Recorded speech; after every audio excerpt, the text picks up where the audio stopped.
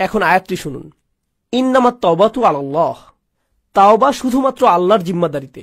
আল্লাহ যে শব্দটি বলেছেন ইন্নামা কালিমাতুল হাসাল বিহাদিহিল আয়াহ, এই শব্দের মানে কি?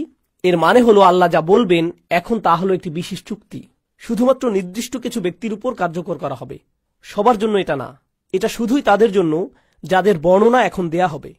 তিনি বলছেন আলাল্লাহ, কিছুই আল্লাহর উপর বাধ্যতামূলক নয়। আল্লাহ কিছুই করতে বাধ্য নন, শুধুমাত্র যা নিজের উপর বাধ্যতামূলক করেন সেগুলো ছাড়া। তিনি বলছেন আলাল্লাহ, আল্লাহর উপর এটা বাধ্যতামূলক যে তিনি নির্দিষ্ট ব্যক্তিদের তাওবা কবুল করবেন। আল্লাহ কিছু মানুষের তাওবা কবুল করাকে নিজের উপর আবশ্যক করে নিয়েছেন। কারা এই লোক? লিল্লাযীনা ইয়ামালুনা সুআ বিজাহালাতিন, সেই লোক যারা পাপ করে। এখানে আমি সাধারণ অনুবাদ করে দিচ্ছি, যারা পাপ করে। আল্লাহ মাত্রই বললেন তিনি নিজের জন্য যারা পাপ করে তাদের ক্ষমা করা বাধ্যতামূলক করে নিয়েছেন। তিনি কিন্তু আরো বলেছেন, চলুন দেখি এই লোকগুলো কারা। আর সেটার আগে ইয়ামালুন শব্দের প্রতি একটু মনোযোগ আকর্ষণ করছি। ইয়াফআলুন শব্দের তুলনায় আরবি ভাষায় কিছু করা বোঝাতে দুইটি শব্দ আছে, ইয়াসনাউনও আছে। এগুলো সবই কিছু করা বোঝাতে ব্যবহৃত হয়। ইয়ামালুন মানে হলো আপনার উদ্দেশ্য ছিল, এমন না যে আপনার ভুল হয়েছে, বরং আপনি করেছেন, আপনি জানতেন কি করছেন, আপনি ভুল করেছেন। এটা এমন না যে আপনি কিছু একটা বলে ফেললেন কিন্তু বলার সময় খেয়াল ছিল না যে ভুল করছেন, সেটা উদ্দেশ্যহীনভাবে। আমি উদ্দেশ্যের কথা বলছি, এটা কোনো ভুল নয়। তওবার প্রথম ধাপ হচ্ছে আমাকে আপনাকে অন্তত স্বীকার করে নিতে হবে যে পাপ করেছি। অজুহাতের পেছনে লুকানো বন্ধ করতে হবে। আল মাআযিরু মাকাযির, অজুহাত হলো মিথ্যে কথা। অজুহাত মানে এটাই, আপনি যদি অন্তত নিজের সাথে সৎ থেকে বলতে না পারেন যে হ্যাঁ আমি ভুল করেছি, আমি পাপ করেছি, কোনো অজুহাত নেই। যেমন আমি আর অজুহাত দিতে পারবো না, আমি আমার অজুহাতের পেছনে লুকাবো না, তাই না? প্রত্যেকবার কোনো ভুল হয়ে গেলে শয়তান সে বলে না না এটা তোমার দোষ না, সমাজের দোষ। তুমি অনেক চাপের মাঝে ছিলে, তুমি অনেক চাপের মধ্যে ছিলে, তুমি তখন খুবই রেগেছিলে, তোমার বন্ধুর দোষ ওটা, অমুকের দোষ সেটা, তারা তোমাকে বাধ্য করেছে, সে তোমাকে বাধ্য করেছে, এজন্যই এমনটা হয়েছে, খুবই গরম ছিল সেদিন, খুবই ঠান্ডা ছিল সেই দিন। সুবহানাল্লাহ, কত অজুহাত চলে আসবে আপনার ভেতর। আর যেটা করবেন না তা হলো নিজের ভুল স্বীকার করা। আল্লাহর কাছে ফিরে আসার প্রথম ধাপই হলো আমাকে আপনাকে আমাদেরকে স্বীকার করতে হবে যে আমরা পাপ করেছি। এটা অপমানজনক। মানুষ অজুহাত কেন দেয় জানেন? কারণ নিজের ভুল স্বীকার করাটা বিব্রতকর, এটা বিব্রতকর। আর যখন আপনি নিজেকে আল্লাহর সামনে বিব্রত করতে পারবেন, সেটাই প্রমাণ করে যে আল্লাহর সামনে আপনার আর কোনোই অহংকার নেই। আল্লাহ আমার আপনার কাছে বিনয় চান, তিনি আমাদের অহংকার দেখতে চান না, তিনি আমাদের গর্ব দেখতে চান না, তিনি এমনকি এতটুকু কিবর দেখতে চান না, মিসকাল হাব্বাতিন মিনাল কিবর, এতটুকু না, তিনি আমাদের মাঝে এতটুকু অহংকারও দেখতে চান না। তাই নিজের পাপ স্বীকার করলে অহংকার দূর হয়ে যায়, এভাবেই এটা দূর হয়। তাই আমরা আল্লাহ আযজা ওয়া জাল্লার কাছে আমাদের ভুল স্বীকার করি পরিষ্কারভাবে। আর যখন তা করি আল্লাহ বলেন বিজাহালাতিন, তিনি বলেননি ইয়ামালুনা সুআ, তিনি বলেছেন বিজাহালাতিন। তো এখন সু শব্দের প্রতি লক্ষ্য করুন। পাপ বোঝাতে যেই শব্দ ব্যবহার করলেন, আরবিতে জাম্ব আছে, জানাহ আছে, পাপের জন্য আরো কত শব্দই তো আছে। সু আসে সাউআ থেকে। সাউআ মানে হচ্ছে লাশ। কেউই মৃত শরীর বা লাশের দিকে তাকাতে পছন্দ করে না। যেমন ধরুন হাইওয়েতে কোনো প্রাণীর লাশ পড়ে আছে কিংবা মানুষের লাশ, বিষয়টা ডিস্টার্বিং, কুৎসিত একটা জিনিস, দেখতে চাওয়ার মতো জিনিস না এটা। আল্লাহ আযজা ওয়া জাল্লা পাপকে সেই কুৎসিতের সাথে তুলনা করেছেন, এটাই করেছেন তিনি। এটা দুর্গন্ধযুক্ত, দেখতেও বিশ্রী, পচা গলা, এটাই হলো সু শব্দের উৎস। সাইয়্যাত এই শব্দ থেকেই উদ্গত। তো আপনি বিশ্রী কিছু একটা করেছেন, স্বীকার করুন। এরপর আল্লাহ কারণ দিচ্ছেন বিজাহালাতিন, লোকটি এই পাপ করেছে কারণ সে অতিরিক্ত আবেগে আচ্ছন্ন ছিল। জাহালা শব্দটি আরবি ভাষা আর কোরআনেও গুরুত্বপূর্ণ একটি শব্দ। এর অর্থ হচ্ছে আবেগে আচ্ছন্ন হয়ে যাওয়া। আপনি খুব রেগে মেগে এমন কিছু করে বসলেন যেটা করা উচিত না, প্রলুব্ধ হয়ে এমন কিছু করলেন যা করা উচিত ছিল না, প্রচন্ড লোভে পড়ে এমন কিছু করেছেন যেটা উচিত নয়, প্রচন্ড উত্তেজিত হয়ে এমন কিছু করেছেন যা উচিত নয়। এরকম সময়ই মানুষ যা উচিত নয় তা করে বসে। যখন তারা উত্তেজিত হয়ে যায়, কোনো আবেগে আচ্ছন্ন হয়ে যায়, সেই আবেগটি ভয়, ক্রোধ, লোভ, হিংসা, লালসা, প্রলোভন যাই হোক না কেন, তারা এই আবেগে তাড়িত হয়ে মন্দ কিছু করে ফেলে। আল্লাহ বলছেন হ্যাঁ সেই আবেগ সেখানে ছিল, আর লোকটি আসলেই পাপ করেছে। সুম্মা ইয়াতুবুনা মিন করিব, আর সাথে সাথেই তারা আল্লাহর কাছে ফিরে বলে ইয়া আল্লাহ আমি করে ফেলেছি, আমি জানি আমি করে ফেলেছি, আমি একটা মানুষ, আমি জানি আমি পারফেক্ট দিন শুরু করেছিলাম, আর সেই পারফেক্ট দিনটি সুন্দর করার চেষ্টাও করেছিলাম, কিন্তু পথিমধ্যে এই ভুলটি করে ফেলেছি, আবেগে আচ্ছন্ন হয়ে এই পাপটি করে ফেলেছি। এখন আপনার দিকে ফিরে এসে ওয়াদা করছি এমন কাজ আর কখনো করব না। ইয়া আল্লাহ, যা করেছি এজন্য আমি লজ্জিত। এখন আপনি আল্লাহ আয্যা ওয়াজাল্লার সাথে কথা বলছেন। এই কথোপকথন আরবিতেই হতে হবে এমন কোনো কথা নেই, কিন্তু আপনি নিজের ভাষাতে এই কথা বলতে পারেন। আল্লাহ আয্যা ওয়াজাল্লা সকল ভাষার শিক্ষক। আমি আপনি আল্লাহর কাছে ফিরে এসে যা যা ভুল আগে করেছি তা স্বীকার করব। ফাউলাইকা ইয়াতুবুল্লাহু আলাইহিম, তারাই সেই সব লোক যাদের তাওবা আল্লাহ কবুল করেন। তারাই সেই সব মানুষ যাদের জন্য তিনি দরজা খুলে দিতে চান। সেই দরজাটি আপনার জন্য বন্ধ না। আপনি আশা ভরসার অতীতে চলে যাননি। আমাদের অন্তরে যেটুকু ক্ষুদ্র আলো এখনো পর্যন্ত বর্তমান আছে তা কিভাবে দিন দিন আরো শক্তিশালী করব। আল্লাহ নিজেই বলেন, আলাম ইয়ানিল্লাযীনা আমানু আন তাখশা কুলুবুহুম লিযিকরিল্লাহ, অর্থাৎ যারা মুমিন তাদের জন্য কি আল্লাহর স্মরণে এবং যে সত্য অবতীর্ণ হয়েছে তার কারণে হৃদয় বিগলিত হওয়ার সময় আসেনি। সত্যিকার অর্থে আল্লাহকে স্মরণ করলে অন্তর নরম হবে। আপনার অন্তর যত বেশি আল্লাহকে স্মরণ করবে, কারণ আল্লাহ নূরুস সামাওয়াতি ওয়াল আরদ, আল্লাহ নবমণ্ডল এবং ভূমণ্ডলের নূর। আল্লাহকে আমরা যত বেশি স্মরণ করব তত বেশি আমাদের অন্তরে নূর ধারণ করতে পারবো। তাই তিনি বলছেন আল্লাহকে স্মরণ করো। এরপর তিনি বলেন কিভাবে তুমি আল্লাহকে স্মরণ করবে। আরবিতে এটাকে আতফে বায়ান বলা হয়। ওমা নাযালা মিনাল হক, যে সত্য অবতীর্ণ হয়েছে তার কারণে হৃদয় বিগলিত হওয়া উচিত। ওহির কারণে, কোরআনের কারণে। কোরআন নিয়ে গভীর চিন্তা করুন, কোরআনের মাধ্যমে আল্লাহকে স্মরণ করুন। যখন কোরআনের আয়াত তেলাওয়াত করবেন তখন কান্নাকাটি করুন। আল্লাহ যে উপহারটি আপনাকে দান করেছেন আপনার জীবনে তার অর্থ কি তা নিয়ে চিন্তা করুন। কোরআনে শুধু আল্লাহকে জ্যোতি হিসাবে উল্লেখ করা হয়নি, কোরআনকেও জ্যোতি হিসাবে উল্লেখ করা হয়েছে। ফাআমিনু বিল্লাহি ওয়া রাসূলিহি ওয়া নূরিল্লাযী আনজালনা। কোরআনে শুধু আল্লাহকে জ্যোতি হিসাবে উল্লেখ করা হয়নি, কোরআনকেও জ্যোতি হিসাবে উল্লেখ করা হয়েছে। সরাসরি কোরআনকে নূর বা জ্যোতি বলা হয়েছে। অতএব তোমরা আল্লাহ, তার রসুল এবং অবতীর্ণ নূরের প্রতি বিশ্বাস স্থাপন করো। আপনার নিজের ব্যক্তিগত উন্নতির জন্য কোরআনের সাথে যে সময় ব্যয় করেন, যখন আমরা বসে কোরআন পড়ব, গভীরভাবে ভাবব যে আমাদের প্রভু আমাদের কি বলছেন, তাহলে এই অনুশীলন আমাদের হৃদয়কে আলোকিত করে তুলবে। আর আমাদের জীবনে এই আলোর চেয়ে দামি কোনো সম্পদের অস্তিত্ব নেই। আমরা এখন এর মূল্য বুঝতে পারছি না, কিন্তু সেদিন এর মূল্য বোঝা যাবে যেদিন আমাদের চারপাশ গহীন অন্ধকারে নিমজ্জিত থাকবে। আমাদের বক্ষ এবং ডান হাত থেকে নির্গত আলো ছাড়া আর কোনো আলো থাকবে না। ولا يكونوا كالذين أوتوا الكتاب من قبل فطال عليهم الأمد فقست قلوبهم وكثير منهم فاسقون। তারা তাদের মতো যেন না হয় যাদেরকে পূর্বে কিতাব দেয়া হয়েছিল, তাদের উপর সুদীর্ঘ কাল অতিক্রান্ত হয়েছে, তাদের অন্তঃকরণ কঠিন হয়ে গেছে। তাদের নিকট কিতাব ছিল কিন্তু তারা এর কোনো মূল্য দেয়নি। এটা সম্ভব যে কোনো জাতির নিকট আল্লাহর কিতাব থাকতে পারে। আমাদের পূর্বে বিভিন্ন জাতির নিকট কিতাব ছিল, তাওরাত ছিল, ইনজিল ছিল, তাদের নিকট অনেক কিতাব ছিল, তারা সেটা থেকে কোনো উপকার গ্রহণ করেনি। লাম ইয়ান্তাফিউ মিনহা, তারা ওই বইগুলো থেকে কোনো উপকার নেয়নি। ওই কিতাবগুলো দিয়ে তাদের অন্তর আলোকিত করার কোনো চেষ্টা করেনি। হয়তো তারা ভুল উদ্দেশ্যে ওই বইগুলো ব্যবহার করেছিল, হতে পারে আনুষ্ঠানিকতা পালনের উদ্দেশ্য করেছিল, হয়তো তারা মাঝে মধ্যে শুধু তিলাওয়াত করে আনন্দ নিত। আল্লাহর কিতাবকে তারা এমন বিষয়ে পরিণত করেছিল। কোরআনও আজ আমাদের নিকটে এমন হয়ে গেছে। শুধু বিয়ে শাদী অনুষ্ঠানে এটা তেলাওয়াত করি, আমাদের অন্তর বিগলিত করার জন্য আজ আমরা কোরআন অধ্যয়ন করি না। এটা ইতিহাসের এক নির্মম ট্র্যাজেডি যে মানুষ আল্লাহর কিতাব থেকে উপকৃত হয় না, অথচ যা এসেছিল মানুষের অন্তরকে কোমল করে কিয়ামতের দিন আল্লাহর সামনে দণ্ডায়মান হওয়ার জন্য প্রস্তুত করতে। আর তাই এটা এখন আপনার আমার দায়িত্ব। এজন্যই বলা হয়েছে ওয়ালা ইয়াকুনু কাল্লাযীনা উতুল কিতাবা মিন ক্বাবল ফাতালা আলাইহিমুল আমাদ ফাকাসাত কুলুবুহুম। তাদের অন্তঃকরণ কঠিন হয়ে গেছে। যখন তাদের অন্তর কঠিন হয়ে পড়ে তখন সেখানে কোনো আলো ঢুকতে পারে না। কিয়ামতের দিন সে অন্তর আপনার কোনো উপকার করবে না। ওয়া কাসীরুম মিনহুম ফাসিকুন, তাদের অধিকাংশই পাপাচারী। আল্লাহ আয্যা ওয়া জাল্লা এই কয়েকটি আয়াতে একজন বিশ্বাসীর জীবনের অন্যতম গুরুত্বপূর্ণ একটি চিত্র তুলে ধরেছেন। আজকে আমি আপনি যে ঈমান ধারণ করি সেটা ধ্রুব নয়। আমাদের অন্তরে যে ঈমানের জ্যোতি দেয়া হয়েছে সেটা আজীবন থাকবে এমন কোনো গ্যারান্টি নেই। আজকে আমার ঈমান আছে বলেই আমি নিরাপদ, সেটা ভাবার কোনো অবকাশ নেই। কেউ আমাদের মুসলিম মনে করে সালাম দেয় আর আমরাও জবাবে ওয়ালাইকুম আসসালাম বলি, ফলে আমরা মনে করি যে আমরা সবাই মুসলিম, আমাদের সবার অন্তরে আলো আছে। কিন্তু এই আয়াতগুলোর মতে কিছু মানুষ কিয়ামতের দিন জেগে উঠে হতচকিত হয়ে পড়বে, কিছু মানুষ কিয়ামতের দিন জেগে উঠে অবাক হয়ে যাবে। সে বলবে আমি মনে করেছিলাম আমি তোমাদের সাথে, কিন্তু সে তার সাথে নয়। তাই ভালো হয় আমরা যদি এখনই বুঝতে পারি এটা স্বয়ংক্রিয় নয়, এটার গ্যারান্টি নেই। আপনাকে ব্যক্তিগতভাবে এর জন্য প্রচেষ্টা চালাতে হবে, আমাকে ব্যক্তিগতভাবে এর জন্য প্রচেষ্টা চালাতে হবে। বিচার দিবসে আপনার ইমান যেমন আপনাকে সাহায্য করবে না, তেমনি আমার ইমানও আপনাকে সাহায্য করবে না। আমরা সবাই নিজ নিজ চিন্তায় অস্থির থাকব, নিজেদের আলোর জন্য চিন্তা করব। ইরজিউ ওয়ারাআকুম ফালতামিসু নূরা, তোমরা পিছনে ফিরে যাও এবং আলোর খোঁজ করো।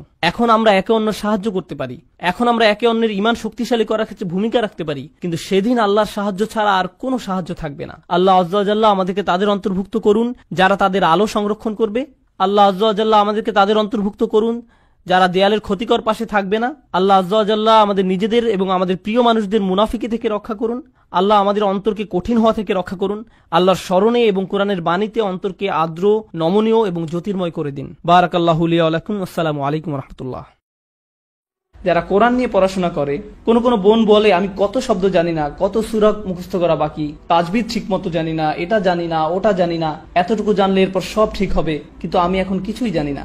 মানুষ সবসময় চিন্তিত সংখ্যা নিয়ে, কত বেশি আর কত, আর কত কম, কত বেশি, কত বেশি আর কত কম। তারা শেষ করে ফেলতে চায় আর মনে করে এখনো তার কিছুই করতে পারেনি। আল্লাহ পাক যদি মানুষকে আমন্ত্রণ করেন একটি পথের দিকে, সবাই কি একই গতিতে আগাচ্ছে?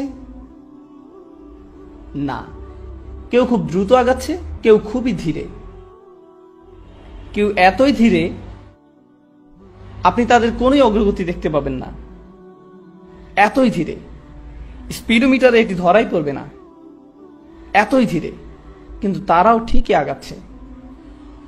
সমস্যাটি হলো আমরা চাই সবাই একই গতিতে আগাক। তুমি তার মতো হও, আপনি ওনার মতো হন। বাবা মারাও ঠিক একই কাজ করেন। একজন যখন আরেকজনের চেয়ে একটু ভালো করে, তুমি কেন তোমার বোনের মতো হলে না? তারা একই নয়, এক একজন তার নিজের পথে। আপনি আল্লাহকে বলছেন পথ মিলিয়ে দিতে, আপনি মানুষকে পথ একত্র করার দিকে ডাকছেন, গন্তব্যের দিকে নয়। আল্লাহ পাক আমাদের শুধু পথে আসতে বলছেন, পথের এই যাত্রা উপভোগ করতে বলেছেন। অনেক মানুষ আমার কাছে এসে বলে আমি কিভাবে আরবি দ্রুত শিখতে পারি, কিভাবে আমি পুরো কোরআন একেবারে শেষ করে ফেলতে পারি। আমি বলি এত ব্যস্ততা কেন? আমি কি খুব শীঘ্রই মারা যাবেন? সময় আছে, ধৈর্য ধরুন। আল্লাহ পাক এটা দেখতে চান না যে কতটুকু আপনি জানেন, তিনি দেখতে চান আপনি সেই পথে আছেন কিনা। আর আপনি যখন পথে থাকবেন, কিভাবে জানবেন আপনি পথে আছেন? আশেপাশের দৃশ্যপট বদলায় পথে, তাই না? বদলায় যখন আপনার অগ্রগতি হয়। আল্লাহ পাক শুধু এটাই চান যে আপনি আগাচ্ছেন কিনা। তিনি শুধুই অগ্রগতি চান, পরিপূর্ণতা নয়। ওটা আশেপাশের মানুষ চায় আপনার কাছ থেকে, আল্লাহ পাক তা চান না। আল্লাহ পাক জানেন তিনি কাকে সৃষ্টি করেছেন। তিনি আমাদের বলেন না যে নির্ভুল হয়ে যেতে, তিনি চান আমাদের অগ্রগতি হোক, এতটুকুই তিনি চান। আল্লাহ পাক আমাদের দিনকে সহজ আর সুন্দর করেছেন, আর আমরা সেটাকে কঠোর আর কদর্য বানাই। আমরা মানুষকে ছোট করি কারণ তারা নির্ভুল নয়, আমরা তাদের ছোট করি কারণ তারা এখনো গন্তব্যে পৌঁছায়নি। সাহাবারা সর্বশ্রেষ্ঠ প্রজন্ম ছিলেন, হ্যাঁ, সর্বকালের সর্বশ্রেষ্ঠ প্রজন্ম ছিলেন তারা। তারা ইসলামের জন্য মরতেও প্রস্তুত ছিলেন, হ্যাঁ নাকি না? আল্লাহ পাক তাদের আয়াত পাঠিয়েছিলেন মদ্যপান নিয়ে সর্বমোট 3টি স্তরে। তারা এমন ছিলেন যে ইসলামের জন্য তারা মরতেও সদা প্রস্তুত। তবু আল্লাহ পাক প্রথমে বলেছেন মদ্যপানের খারাপ দিকগুলো ভালোর থেকে বেশি। এরপরে বললেন মদ্যপ অবস্থায় নামাজের কাছেও এসো না। এরপর সূরা মায়েদায় নাজিলের সময় অনুযায়ী একেবারে শেষ সূরাগুলোর মধ্যে একটি, সেখানে তিনি বললেন এটি শয়তানের সাহায্যকারী, তোমরা থামাও। তাহলে সাহাবারা যারা কিনা সেরা প্রজন্ম, আল্লাহ পাক তাদের থেকেও আশা করেননি যে তারা সাথে সাথে মদ্যপান ছেড়ে দিবেন। তিনি যদি চাইতেন তিনি একেবারে শুরুতেই এই আয়াত দিতে পারতেন। এখন দেখুন, মদ্যপান শুধু হারাম নয়, বরং এটি খুবই খারাপ অভ্যাস। এখানে পার্থক্য আছে। যেমন শুকর খারাপ কিছু নয়, কিন্তু এটি হারাম। আপনি শুকর দেখে বললেন আস্তাগফিরুল্লাহ, শয়তান। না না, এটি শুকর, না খেলেই চলবে। আল্লাহ পাক বানিয়েছেন এটি খারাপ কিছু নয়। কিন্তু মদ্যপান এটি শুধু হারাম নয়, এটি একটি খারাপ অভ্যাসও বটে। সব সময় এটি শয়তানের সাহায্যকারী ছিল। কুরআন নাজিলের প্রথম বছরেও শয়তানের সাহায্যকারী ছিল, কুরআন নাজিলের 23তম বছরেও এটি শয়তানের সাহায্যকারী ছিল। কিন্তু এটি খারাপ হলেও আল্লাহ পাক সিদ্ধান্ত নিয়েছেন যে সাহাবারা ওই পথে যথেষ্ট আগায়নি, তাই তারা প্রস্তুত নয়, তারা আরেকটু আগাক। তাই প্রথমে বললেন যে খারাপ দিকগুলো ভালোর থেকে বেশি। এরপর আরেকটু আগানোর পর বললেন যে অন্তত ওই অবস্থায় নামাজে এসো না। তারপর একটা সময় পরে তিনি বললেন, হ্যাঁ এখন তোমরা প্রস্তুত, এখন থামো। সর্বশ্রেষ্ঠ প্রজন্মকেও আল্লাহ পাক সময় দিয়েছেন অনেক এই পথে অগ্রসরের জন্য। আর আমরা কি করি? আজকে যদি একজন মদ্যপ ব্যক্তি মসজিদে আসে, একেবারে মদ্যপ, কয়েকটি বিয়ার খেয়েছে সে, বেশ দূরে থেকেও আপনি গন্ধ পাচ্ছেন, এসে ঢুলতে ঢুলতে বললো আমি নামাজ পড়তে চাই, কি করব আমরা তাকে নিয়ে? ঘাট ধরে বের করে দিবেন। আর যখন বের করে দিলেন, এরপর সে কোথায় যাবে? আবার সেই বারে আবার মদ খেতেই যাবে। সে আল্লাহ পাকের ঘরে এসেছিল, সে আল্লাহর পথে অনেক বড় একটি পদক্ষেপ নিয়েছিল, আর আপনারা বললেন ফিরে যাও। এই পদক্ষেপ আমাদের জন্য যথেষ্ট নয়, ফিরে যাও। আল্লাহ পাক চান যেন এই পথে আপনি অগ্রসর হন, আর আপনাকে অন্যদেরকে সাহায্য করতে হবে এই পথে অগ্রসর হবার জন্য। হয়তো কেউ একটু বেশি সময় নেবে আর কেউ কম সময় নেবে। আল্লাহ পাক আমাদেরকে উদাহরণ দিয়েছেন মাটিতে বীজ বপনের, তাই না? আপনাদেরকে বলি, গত এক বছরে আমার লেকচারগুলোতে এই একই প্রশ্ন আমাকে প্রায় 1000 বার করা হয়েছে। একই প্রশ্ন আমাকে প্রায় 1000 বার করা হয়েছে। লোকজন আসে এবং বলে, ওস্তাদ আমার স্বামী নামাজ পড়ে না, আমার ছেলে নামাজ পড়ে না, আমার স্ত্রী নামাজ পড়ে না, আমার বোন একদমই সালাত আদায় করে না, আমার চাচা নামাজ আদায় করে না, আমার বাবা ঠিকমতো নামাজ আদায় করে না, আমি কিভাবে তাদের নামাজ পড়াতে পারি? এমন একটা কিছু বলুন যাতে তারা একদম একেবারে বদলে যায়। আমি তখন বলি, আচ্ছা দাঁড়ান ভেবে দেখি। এমন কিছু আমার কাছে নেই। একজন কৃষক প্রথমে কি করেন? বীজ মাটিতে বপন করেন, এরপর পানি দেন, এরপর ঘুমাতে যান, উঠে দেখেন পরিষ্কার আছে কিনা, এরপর আবার পানি দেন, এরপর ঘুমাতে যান, আবার পরের দিন আবার দেখেন, পোকামাকড় থাকলে সরান, আল্লাহ পাকের কাছে দোয়া করেন। এত কিছু তিনি কেন করেন? কোনো অগ্রগতি কি তিনি দেখতে পান? না, যা হচ্ছে সব মাটির নিচে, সে নিজে কিছুই দেখতে পায় না। সে কি বলে যে এখনই ফসল ফলাতে হবে? বীজটা মাটি থেকে টেনে বের করে এরপর আবারও টানাটানি করে দেখি কিছু হয় কিনা। আল্লাহ পাক কোরআন নাজিলকে আকাশ থেকে পানি নেমে আসার সাথে তুলনা করেছেন। আর পানি যখন আসে, পৃথিবীতে জীবন কি সাথে সাথে শুরু হয় নাকি সময় লাগে? সময় লাগে। অনেকে তাদের জীবন খুবই দ্রুত পরিবর্তন করতে পেরেছেন, আবার অনেকের সময় লেগেছে। সময় লাগে। হযরত আবু বকর রাদিয়াল্লাহু তাআলা আনহু সাথে সাথে নিজেকে পরিবর্তন করতে পেরেছিলেন, কিন্তু অনেক সাহাবার সময় লেগেছে। ওমর বিন খাত্তাব প্রায় 5 বছর লেগেছে। আবু সুফিয়ান রাদিয়াল্লাহু তাআলা আনহু আরো বেশি। এক রাতেই সবকিছু হয়ে যায় না। মানুষ শুধু আবু বকর সিদ্দিক রাদিয়াল্লাহু তাআলা আনহু এর উদাহরণ দেয়, কিন্তু জানতে হবে যে আবু বকর সিদ্দিক রাদিয়াল্লাহু তাআলা আনহু অনেক বড় এক উদাহরণ, এমনকি সাহাবাদের মাঝেও অনেক বড় উদাহরণ। তাহলে আপনার কি হবে? মানুষ একেবারে সর্ববৃহৎ উদাহরণ আনে আর আপনার হতাশা জাগে, অথচ আরো হাজার হাজার সাহাবা রাদিয়াল্লাহু তাআলা আনহু রয়েছেন যারা আবু বকর সিদ্দিক রাদিয়াল্লাহু তাআলা আনহুর মতো একইভাবে একই পথে অগ্রসর হননি। তারা তাদের সময় নিয়েছেন। আল্লাহ পাক কিন্তু তাদের উপরও খুশি, তাদের উপরও খুশি। মানুষকে ডাকুন প্রজ্ঞার সাথে, তাদেরকে শুনতে দিন, তাদেরকে বড় হবার সময় দিন, তাদেরকে শুনতে দিন। আমি ইংল্যান্ডে লেকচার দিচ্ছিলাম, শেষ হবার পর এক মহিলা এসে বলল, দয়া করে কাউকে কিছু বলবেন না, আমি একজন শিয়া। আমি আপনার লেকচার শুনছি 1 বছর ধরে, বেশ উপকৃত হয়েছি, কাউকে কিছু বলবেন না। কেন জানেন? কারণ ওটা ছিল বার্মিংহাম। আরেক লোক এসে বলল, ভাই আসসালামু আলাইকুম, ইনি আমার স্ত্রী, আমার সাথে আরো প্রায় 50 জন বন্ধু বান্ধব আছে এখানে, আমরা সবাই বাহাই ধর্মের, আমরা আপনার লেকচারগুলো শুনছি, দয়া করে কাউকে কিছু বলবেন না। আমি বললাম, রিল্যাক্স, স্বাগতম, শান্ত হয়ে বসুন। আমার তো এখানে কোনো দরকার নেই যে শিয়া বা বাহাই যিনি তার সাথে বিতর্কে জড়ানোর। কারণ কি? কারণ আমার একমাত্র উদ্দেশ্য হলো পানি মাটিতে পৌঁছানো, ওইটুকুই। বাকিটা কে করবে? বাকিটা করবেন আল্লাহ পাক। আমি আপনি আর কিছুই করব না। বাকিটা আল্লাহ পাকের উপর তিনি কি করবেন, আমি আপনি আর কিছুই করব না। আমরা মানুষকে সুযোগ দেই না, ব্যস্ত হয়ে যাই তর্ক বিতর্ক করার জন্য, আর এটা ইসলাম থেকে তাদের দূরে সরিয়ে দিচ্ছে। এটা প্রজ্ঞা নয়, এটা প্রজ্ঞা নয়। আল্লাহ পাক বলছেন, আল্লাহর পথে ডাকো প্রজ্ঞার সাথে। এরপর তিনি বলেন, তাদের ডাকো সুন্দর হৃদয় করা উপদেশ দিয়ে। এমন উপদেশ দাও যা কিনা মানুষের মনকে স্পর্শ করে, মানুষের মন পর্যন্ত পৌঁছাবে। আমাদের জীবনে যেসব বিপদ আপদ ঘটে তার জন্য কোরআনে এমনই একটি পরিভাষা ব্যবহার করা হয়েছে, আর জীবন এ ধরনের মুসিবতে পরিপূর্ণ। আল্লাহ আযজা ওয়া জাল্লা বলেন, লাকাদ খালাকনাল ইনসানা ফি কাবাদ, নিঃসন্দেহে আমি মানুষকে সৃষ্টি করেছি কষ্ট ক্লেশের মধ্যে। তাই এমনটি আসলে মানব জীবনের একটা অংশ। প্রসঙ্গত, এই সমস্ত মুসিবতের প্রকৃতি কেমন? একদিকে আমরা শুধু প্রাকৃতিক দুর্যোগ যেমন ঘূর্ণিঝড়, ভূমিকম্প, আগ্নেয়গিরির অগ্নুৎপাত, টর্নেডো বা হারিকেন নিয়েও কথা বলছি না, এগুলোও বিপদ। যেমন আল্লাহ সুবহানাহু ওয়া তাআলা অন্যত্র বলছেন, মা আসাবা মিন মুসিবাতিন ফিল আরদ, পৃথিবী এবং ব্যক্তিগতভাবে তোমাদের উপর কোনো বিপদ আসে না, কিন্তু তা জগৎ সৃষ্টির পূর্বেই কিতাবে লিপিবদ্ধ আছে। মানুষের জীবনে শুধু এই এক ধরনের বিপদই আসে না। ভূমিকম্প যে শুধু কোনো দ্বীপে বা দেশে আঘাত হানে তাই নয়, আমাদের নিজেদের ভেতরেও ভূমিকম্প ঘটতে পারে। ফি আনফুসিকুম, তোমাদের নিজেদের ভিতরে স্বামী বা স্ত্রীর মাঝে বিশাল দুর্যোগ দেখা দিতে পারে, ছেলে মেয়ে বা মাতা পিতার মাঝেও এই দুর্যোগ দেখা দিতে পারে, অথবা এমন কারো মাঝে যে কঠিন কোনো পারিবারিক ঝামেলায় জড়িয়ে আছেন।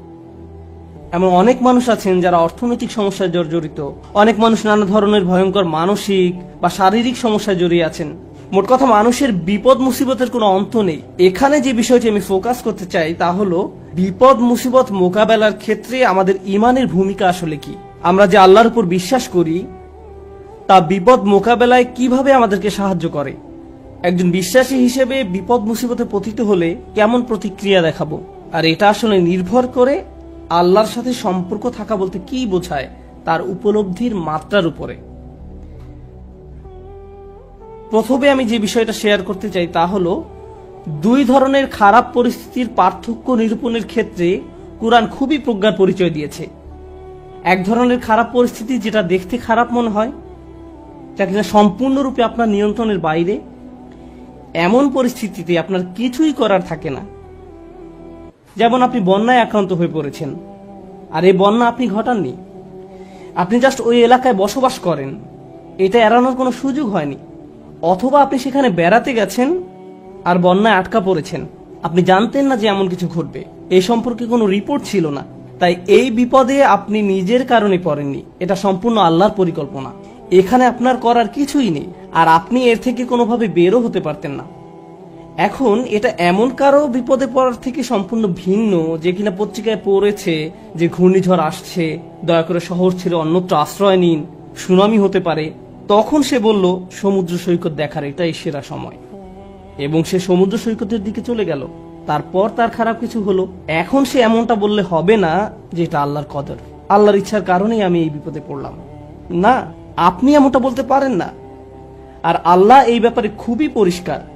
তিনি সুবহানাহু ওয়া তাআলা বলছেন, ওয়ামা আসাবাকুম মিন মুসিবাতিন ফাবিমা কাসাবাত আইদিকুম, তোমাদের উপর যেসব বিপদ আপদ পতিত হয় তা তোমাদের কর্মেরই ফল, তুমি নিজে নিজের উপর এটা আরোপ করেছো। এখন শুধুমাত্র এভাবে চিন্তা করাটাও সমস্যাজনক, কারণ যদি আপনি সিঁড়ি থেকে নামার সময় পিছলে পড়ে যান, তখন ভাবতে শুরু করেন আমি নিশ্চয়ই কোনো পাপ করেছি, তাই আল্লাহ আমাকে সিঁড়ি থেকে পড়ে যেতে দিয়েছেন, এটা আল্লাহর নিকট থেকে কোনো একটা সংকেত। আমি নিশ্চয়ই কোনো খারাপ কাজ করেছি, তাই আমার পা ভাঙার মাধ্যমে আল্লাহ আমাকে শিক্ষা দিয়েছেন। আপনি নিজের মতো করে ঘটে যাওয়া ঘটনাগুলোকে বিশ্লেষণ করতে থাকেন। আপনি অদৃশ্য কার্যকরণ, কজ অ্যান্ড ইফেক্ট নিয়ে ভাবতে শুরু করেন, আর এই ধরনের চিন্তা চরম পর্যায়ে চলে যেতে পারে। তো এইখানে আমি যে বিষয়টিতে জোর দিতে চাই তা হলো, আল্লাহর উপর বিশ্বাসীরা দুই ধরনের এক্সট্রিম পর্যায়ে চলে যেতে পারেন। একটি এক্সট্রিম পর্যায়ে হলো সবকিছুই আল্লাহর ইচ্ছায় ঘটছে, আমার এখানে করার কিছুই নেই, যাই ঘটুক না কেন আপনি আমাকে দোষ দিতে পারেন না, এটা আল্লাহর কদর। মা আসাবাকুম মিন মুসিবাতিন ফাবিইذনিল্লাহ, আল্লাহর নির্দেশ ব্যতিরেকে কোনো বিপদ আসে না। তিনি সূরা তাগাবুনে এই কথা বলেই দিয়েছেন, তিনি সরাসরি এই কথা বলেছেন, এটা আল্লাহর অনুমতিতেই ঘটে, আল্লাহর পরিকল্পনা এমনই ছিল, এখানে আমার করার কি আছে। এখন কোনো ছাত্র যদি কোনো পড়ালেখা না করে, স্কুলের কোনো অ্যাসাইনমেন্ট জমা না দেয়, তারপর পরীক্ষা ফেল করে এবং তার ফলে তাকে স্কুল থেকে বহিষ্কৃত হতে হয়, আর যদি সে জবাবে বলে এটা আল্লাহর কদর, আমার কি করার আছে। আর দ্বিতীয় এক্সট্রিম পর্যায়টি হলো, এমন অনেক বিশ্বাসী আছেন যারা সবকিছুর জন্য নিজেকে দোষ দেন। আল্লাহ আমাকে এত সব বিপদে ফেলেছেন কারণ আমি খুবই খারাপ একজন মানুষ। বিষয়টা নিজ থেকে না ঘটলেও অনেক সময় আশপাশের অজ্ঞ মানুষরা, এমনকি পরিবার থেকেও হতে পারে, তারা এসে আপনাকে বলে জানো কেন এটা ঘটলো, কারণ তুমি একজন খারাপ